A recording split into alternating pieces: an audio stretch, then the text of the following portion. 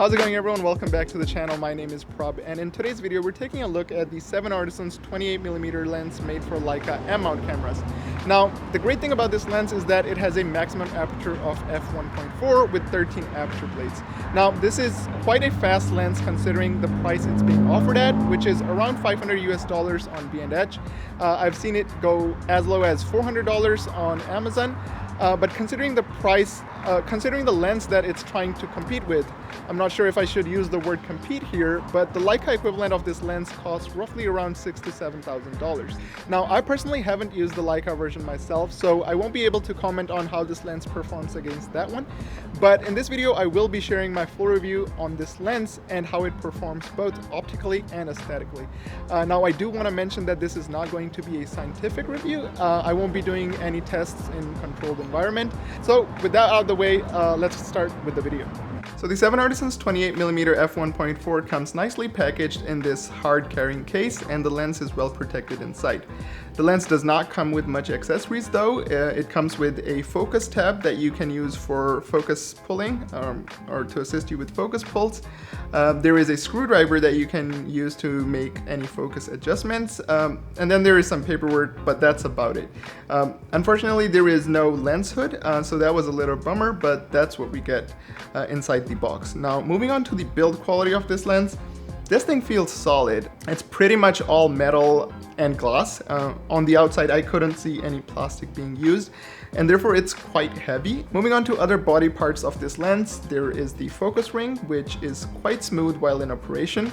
The focus throw is roughly around 90 degrees. On the front, we have the aperture ring, which goes all the way from f1.4 to f16.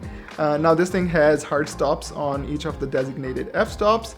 And inside the lens, this thing has 13 aperture blades, so even if you're stopped down, you can get some pretty good looking and nice round bokeh balls. The front of this lens has a 52mm filter thread, so if you want to protect the front element or you want to throw a ND filter on here, you can do that as well. Now let's move on to talking about the image quality, and I feel like in order to understand that better, we do need to consider what makes this lens unique, right?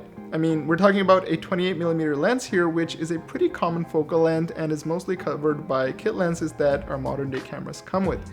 So what are we paying that $400 or $500 for?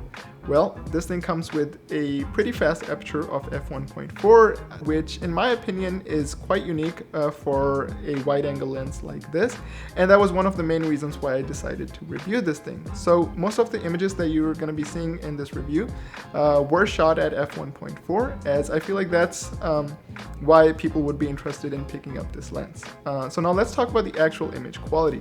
At f1.4, the center of the frame does have a decent amount of sharpness. However, as you start moving outwards, the corners do not share a similar story. As you start moving outwards, the image quality or sharpness does go down, and there is some purple fringing around contrasty edges at f1.4. However, I feel like that can be corrected in post pretty easily. Now, one of the things that I did not enjoy as much while using this lens was the fact that it vignettes pretty heavily wide open. And especially on my copy of the lens, the top two corners do not vignette as much as the bottom two corners.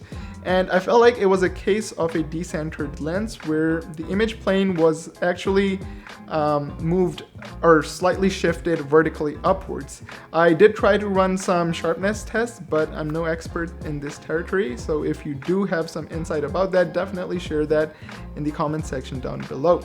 But other than that, stopping the lens down to f2 or 2.8 definitely helps increase the sharpness, and by f4 there is pretty good sharpness across the frame. Now let's talk about the bokeh. I feel like wide open this lens produces a very good looking background bokeh, and even stopping this thing down, the bokeh balls retain their circular nature because of the 13 blades of the aperture. I feel like this thing can be used to take some really good looking environmental portraits. Another thing I want to mention here is that the lens reproduces a pretty contrasty image even wide open. I've shot with older glass, and a lot of the times wide open it tends to start losing contrast and the image might look unpleasant, and so far that has not been the case with this lens. In terms of distortion, there is no major distortion going on. I know this is not an ultra wide, so that shouldn't be the case anyways, but I'm happy to report that mostly the images rendered are linear. Another key thing that I want to mention here is that if you're using a regular adapter from Leica M to Sony E mount, you're going to get a minimum focusing distance of 0.7 meters, which is not enough if you're shooting smaller objects or you want to get close and render the background out of focus. So what I decided to do here was use the 7artisans close focus adapter, which gets you really close to your subject. If you are using this lens with anything other than the Leica M mount system, I would highly suggest picking up a close focus adapter. However, you do need to consider that these adapters can run a little pricey, anywhere from $50 to $150. The one that I'm using here is from 7artisans themselves, and it costs roughly around $70. So that is a cost you need to consider when you're deciding to pick this lens up. I also think that this lens can be used for video to some extent, although not ideal. But the smooth focus ring, fast aperture paired with a wide focal length, this could be used for some really interesting video shots.